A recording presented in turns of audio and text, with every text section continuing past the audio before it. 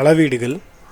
So பன்னாட்டு அளவு முறையை நம்ம பார்த்துடலாம். ஃபஸ்ட்டு கெல்வின், வெப்பநிலைக்கு கெல்வின், மீட்டருக்கு தொலைவு, ஆம்பியர் மின்னோட்டத்திற்கு ஆம்பியர், காலத்திற்கு வினாடி, பொருட்களின் அளவிற்கு மோல், நிறை பார்த்திங்கன்னா kilogram, ஒளிச்செறிவுக்கு candela.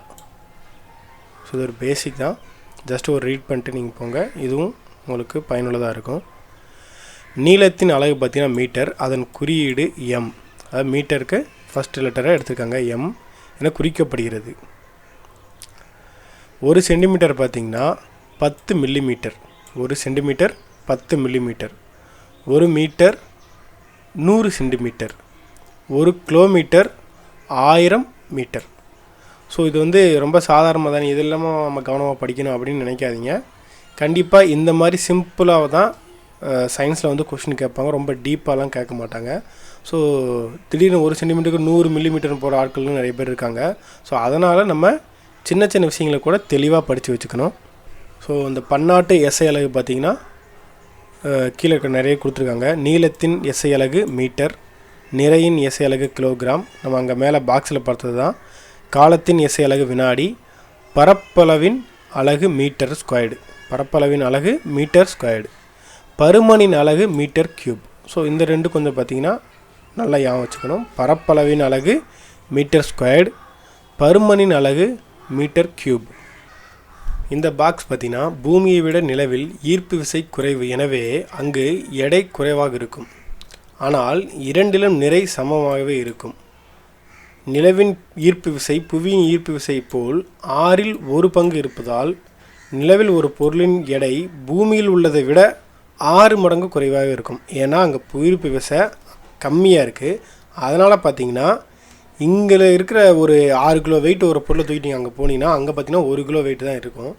1000 milligram 1 gram, 1000 gram 1 kilogram, 1000 kilogram 1 ton. Odometer என்பது தானியங்கி வாகனங்கள் கடக்கும் தொலைவை கணக்கிடுவதற்கு பயன்படுத்தப்படும் ஒரு கருவியாகும். நம்ம எல்லாருடைய பைக்லேயும் கார்லேயும் பார்த்திங்கன்னா அந்த ஓடோமீட்டர் இருக்கும். ஸோ அது வந்து பார்த்திங்கன்னா கடக்கும் தொலைவை கணக்கிடுவதற்கு பயன்படுத்தப்படும் கருவி. மெட்ரிக் முறை அலகுகள் பார்த்திங்கன்னா 1790களில் பிரெஞ்சு நாட்டினரால் உருவாக்கப்பட்டது. மெட்ரிக் முறை 1790ல் பிரெஞ்சு நாட்டினரால் உருவாக்கப்பட்டது தான் மெட்ரிக் முறை. தற்காலத்தில் நீளத்தை அளவிட பயன்படுத்தப்படும் அளவுகோல் 16ஆம் நூற்றாண்டில் வில்லியம் பெட்வெல் என்ற அறிவியல் அறிஞரால் கண்டுபிடிக்கப்பட்டது.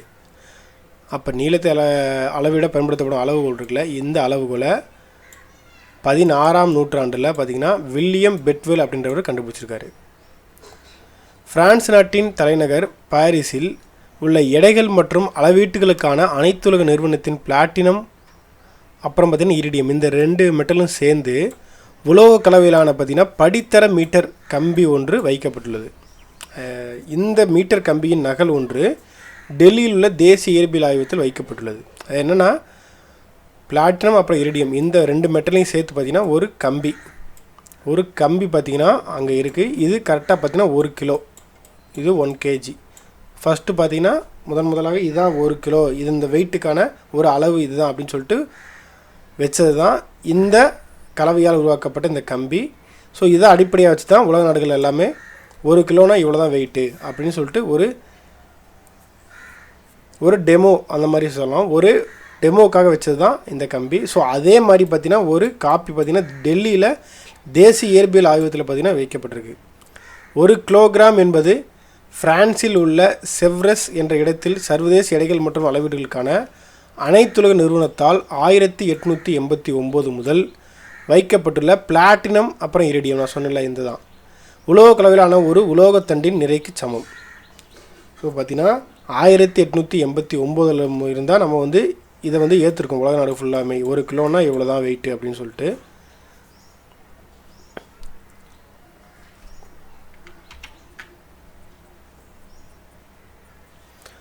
இதோட புக் பேக் கொஸ்டின் பார்த்துடலாம். ஒரு மரத்தின் சுற்றளவை அளவிட பயன்படுவது அளவு நாடா? 7 மீட்டர் என்பதை சென்டிமீட்டரில் மாற்றினால் 700 சென்டிமீட்டர். அளவிடப்படக்கூடிய அளவிற்கு டேஸ் என்று பெயர், இயல் அளவீடு என்று பெயர். சரியானதை தேர்ந்தெடு. கிலோமீட்டர் தான் அதிகம், அதுக்கப்புறம் மீட்டர், அதுக்கப்புறம் சென்டிமீட்டர், அதுக்கப்புறம் மில்லிமீட்டர். அளவுகோலை பயன்படுத்தி நீளத்தை அளவிடும்போது உனது கண்ணின் நிலை டேஸ் இருக்க வேண்டும். அளவிடும் புள்ளிக்கு மேலே செங்குத்தாக இருக்க வேண்டும். புள்ளிக்கு வலதுபுறமாக சரி கோடிட்ட இடத்தை நிரப்புக. எஸ்ஐ அலகு முறையில் நீளத்தின் அலகு மீட்டர். 500 கிராம் எதுக்கு சமம்னா அரை கிலோன்னு சொல்லலாம், இல்லை 0.5 கிலோகிராம்னு சொல்லலாம். டெல்லிக்கும் சென்னைக்கும் இடையில் உள்ள தொலைவு டேஸ் என்ற அலகால் அளவிடப்படுகிறது, கிலோமீட்டர். ஒரு மீட்டர் என்பது 100 சென்டிமீட்டர். 5 kilometre 5000 metre. சரியா தவறா?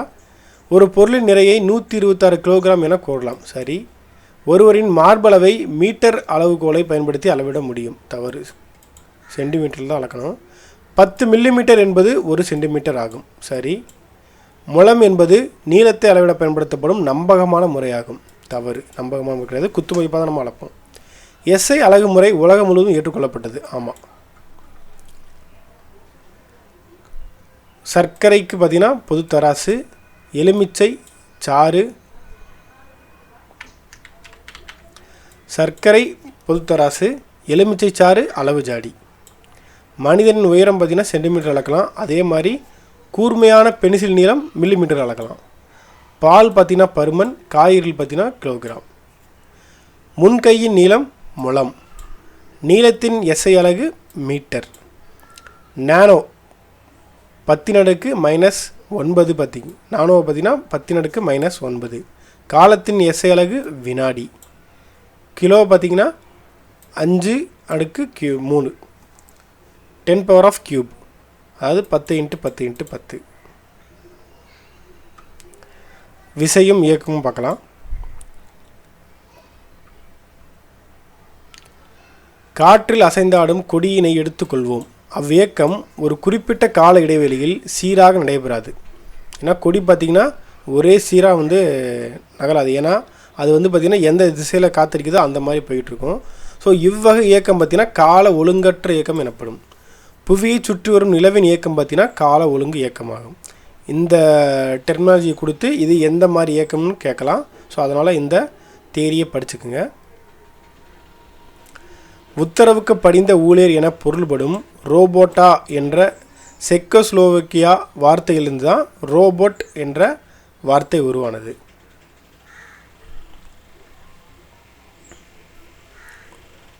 இதில் இருக்க புக் பை கொஷின் பார்த்துடலாம். வேகத்தின் அலகு மீட்டர் பை வினாடி.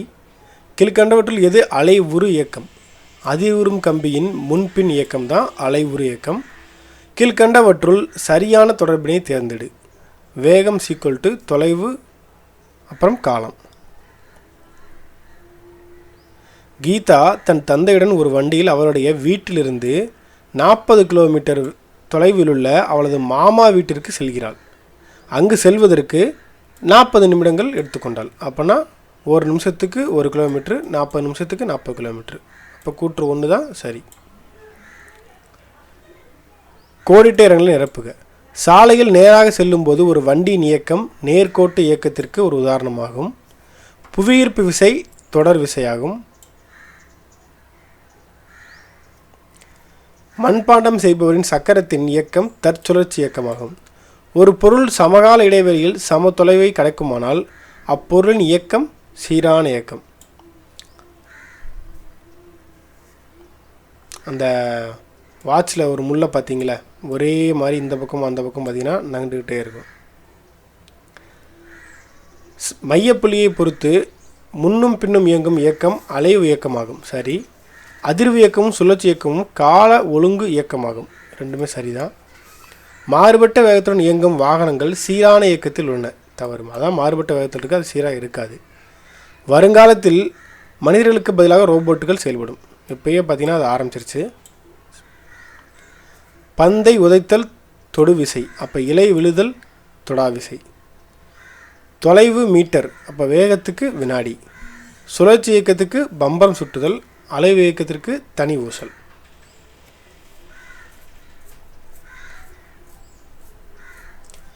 தொடுதல் நிகழ்வின்றி ஒரு பொருள் மீது செயல்படும் விசை தொடா விசை.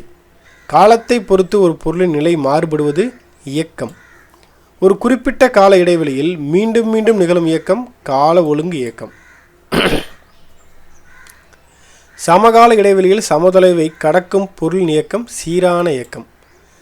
நுணுக்கமான அல்லது கடினமான வேலைகளை செய்யுமாறு கணினி நிரல்கள் வடிவமைக்கப்படுகிறது. அதாவது ப்ரோக்ராம்ஸ். ஒரு ரோபோட்டுக்கு ப்ரோக்ராம், எல்லாத்துக்குமே ப்ரோக்ராம்ஸ் தான் முக்கியம். அதுதான் நிரல்கள்னு சொல்லுவாங்க. தாவர உலகம்.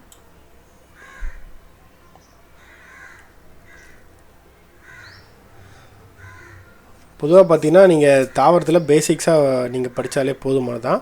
ஸோ ஆணிவேர் தொகுப்பு.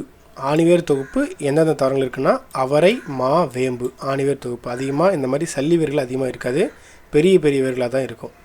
அதுவே சல்லிவேர் தொகுப்புனா நெல், புல், மக்காச்சோளம், சிறிய வகை தாவரங்கள் அப்படி நீங்கள் வச்சுக்கலாம். தண்டோட பணிகளை நம்ம பார்க்கலாம். ஸோ தண்டு என்னென்னலாம் பண்ணுதுன்னு. தண்டின் மூலம் பார்த்திங்கன்னா நீர் கடத்துதல். வேர்லேருந்து நீரை உறிஞ்சி மேலே கடத்துது. தண்டின் மூலம் நீர் கடத்தப்படுவதை உற்று நோக்கல். தேவையான உபகரணங்கள் பார்த்திங்கன்னா ஸோ தண்டு பார்த்திங்கன்னா கிளைகள், இலைகள் மற்றும் மலர்கள், கனிகள் ஆகியவற்றை தாங்குகிறது. முதல் பணி. ரெண்டாவது, வேரினால் உறிஞ்சப்பட்ட நீர் மற்ற கனிமங்கள் மற்றும் தண்டின் வழியாக தாவரத்தின் மற்ற பாகங்களுக்கு பார்த்திங்கன்னா அது கடத்தப்படுகிறது. இலையினால் தயாரிக்கப்பட்ட உணவு பார்த்திங்கன்னா தண்டின் வழியாக தாவரத்தின் பாகங்களுக்கு கடத்தப்படுகிறது. சில தாவரங்கள் பார்த்திங்கன்னா உணவை தண்டிலேயே சேமித்து வைக்கிறது. எடுத்துக்காட்டு கரும்பு. கரும்பு பார்த்திங்கன்னா அதோட மொத்த உணவுமே பார்த்திங்கன்னா அந்த தண்டிலேயே இருக்கும். இலை. தண்டின் கணுவின் மேல் பார்த்திங்கன்னா தட்டையான பசு நிறத்தில் தோன்றும் புற அமைப்பு. ஸோ இதோட முக்கியமான பாயிண்ட்ஸ் என்னென்னு பார்க்கலாம். இலையை அடிப்பகுதியில் நுண்ணிய துளைகள் காணப்படுகின்றன. ஒரு இலையோட அடிப்பகுதியில் பார்த்திங்கன்னா நுண்ணிய துளைகள் இருக்குது. இவை இலை துளைகள் எனப்படுகின்றன. ஒரு கூற்று காரணங்களை கேட்கலான்றத ஒரு அனுமானம். இலையின் பணிகள் என்னென்னா ஒளிச்சேர்க்கையின் மூலம் உணவை தயாரிக்கிறது, சுவாசித்தலுக்கு உதவுகிறது, இலைத்துளை வழியே நீராவி போக்கு நடைபெறுகிறது.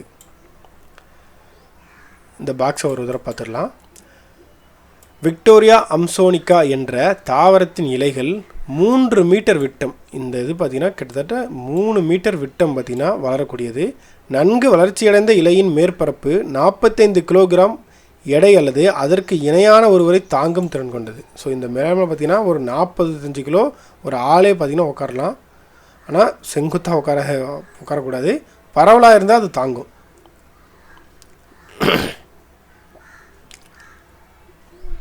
ஸோ தாவரங்களை பார்த்திங்கன்னா 2 வகையாக பிரிக்கிறாங்க. ஒன்று பூக்கும் தாவரங்கள், பூவா தாவரங்கள். இன்னொன்று பார்த்திங்கன்னா விதை, மூடிய விதைகள், திறந்த விதைகள் அப்படின்னு இருக்குது. ஸோ நீங்கள் இதுக்கான எக்ஸாம்பிள்ஸ் மட்டும் பார்த்து வச்சுக்கோங்க. பூக்கும் தாவரங்கள் உங்களுக்கு தெரியும், சூரியகாந்தி அந்த மாதிரி எல்லாமே பூக்கும் தாவரங்கள் தான். பூவா தாவரம் பார்த்திங்கன்னா ரிக்ஸியா. இதை வச்சுக்கோங்க நல்லா. பூவா தாவரம் ரிக்ஸியா. அதே மாதிரி மூடிய விதைகளுக்கு எல்லா பழங்களுமே பார்த்திங்கன்னா மேக்ஸிமம் மூடிய விதைகள் தான். மா, பலா எல்லாமே. அதே பார்த்திங்கன்னா திறந்த விதை தாவரம் சைக்கஸ். திறந்த விதை தாவரம் சைக்கஸ். உலகில் மிக நீளமான நதி பார்த்திங்கன்னா நைல் நதி. இதோட நீளம் பார்த்திங்கன்னா 6650 கிலோமீட்டர். இது இந்தியாவின் மிக நீளமாக பார்த்திங்கன்னா கங்கை 25. நில வாழிடம் அப்படின்னு என்னென்னா உலகில் 28% நிலவாழிடங்கள் தான் இருக்குது. மிச்சம் எல்லாமே கடலாக தான் இருக்குது. கடல் நீர் வாழிடம் பார்த்திங்கன்னா வானிலிருந்து பார்க்கும்போது பூமி நீல நிற பளிங்கு போல தோன்றும். ஏனெனில் அதன் மேற்பரப்பானது 70% கடல் நீரினால் சூழப்பட்டுள்ளது. தாவரங்கள் கடல் நீரிலும் வாழ்கின்றன. பூமியின் மொத்த ஒளிச்சேர்க்கையில் பார்த்திங்கன்னா 40% பார்த்திங்கன்னா கடல்வாழ் தாவரங்களில் நடைபெறுகிறது. நம்ம மேலே பார்த்தோம், இலையிலிருந்து தான் நமக்கு ஒளிச்சேர்க்கை நடைபெறுதுன்னு பார்த்தோம். அது நிலத்தில் இருக்கிற தாவரங்களை பார்த்திங்கன்னா 60%, நீரில் இருக்கிற தாவரங்கள் 40% பார்த்திங்கன்னா ஒளிச்சேர்க்கை செய்யுது. 470 மில்லியன் ஆண்டுகளுக்கு முன் உருவான நிலவாழ் தாவரங்கள் மாஸ்கஸ் மற்றும் லிவர்டோஸ்கள். இந்த 2 தான். ஸோ 470 மில்லியன் ஆண்டுகளுக்கு முன்னாடியே இந்த வகையான தாவரங்கள் தோன்றிருக்கு. காடுகள். ஸோ இந்த வெப்பமண்டல காடுகளுக்கான ஆண்டு சராசரி மழை அளவு பார்த்திங்கன்னா நோட் பண்ணிக்கோங்க. 25லிருந்து 200 சென்டிமீட்டராக இருக்கும். புல்வெளி வாழிடம். புல்வெளி வாழிடம் பார்த்திங்கன்னா மிக சிறியன முதல் மிக உயரமான புற்களை கொண்டு நிறைய இருக்குது. உதாரணம் சாவனா. பாலைவன வாழிடம். இதோட சராசரி மழைப்பொழிவு பார்த்திங்கன்னா 25 சென்டிமீட்டருக்கும் குறைவாக இருக்கும். சுமார் 20% பாலைவனங்கள் பார்த்திங்கன்னா உலகத்தில் மொத்தம் 20% பாலைவனங்கள் இருக்குது. உலகத்தில் பார்த்திங்கன்னா மொத்தம் 20% பாலைவனங்கள் இருக்குது. ஒவ்வொரு ஆண்டும் அக்டோபர் மாதம் முதல் திங்கட்கிழமை முதல் திங்கட்கிழமை பார்த்திங்கன்னா உலக வாழிட நாளாக அனுசரிக்கப்படுகிறது. அப்போ அக்டோபர் முதல் திங்கட்கிழமை பார்த்திங்கன்னா வாழிட நாளாக அனுசரிக்கப்படுகிறது. கள்ளித் தாவரம் போன்ற தாவரங்கள் தண்டில் நீரை சேமித்து வைத்திருக்கின்றன. அதன் இலைகள் முட்களாக மாற்றமடைகின்றன. மணல் குன்றுகளாலான மிகப்பெரிய பாலைவனமான தார் பாலைவனம் இந்திய துணைக்கண்டத்தில் உள்ளது.